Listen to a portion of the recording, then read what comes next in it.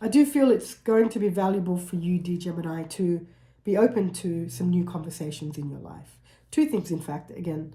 One is being open to new conversations in your life, and the other is being open to some of the feedback that is currently in your sphere. Now, I know yesterday I was mentioning to the Geminis that you need to close your eyes and ears to the world around you so that you can access who you truly are and operate from that space, because you're not truly being authentic. There's also feedback in your life that is supporting what I said yesterday and showing you that there are certain actions or decisions that you're making or aligning with that don't show the authentic side of you. These are actions and decisions that you're making, whether you're conscious of them or not, I'm not sure, to get to a place in your life where you can maybe, for example, put your hands and feet up and never do anything again. Just as an example. I'm not saying that's actually the case.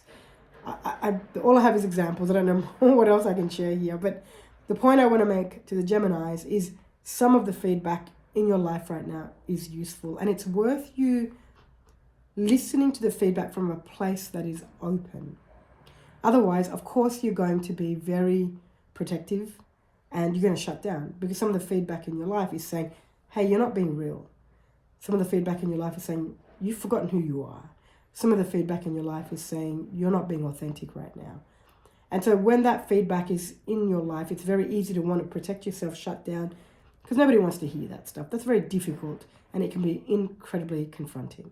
So what you can do, if you are willing, of course, is slow down and bring your attention to present moment awareness, and then look at the feedback from a space of present moment awareness. And this way you learn to respond to the parts of you that are triggered rather than react to the parts of you that will be triggered.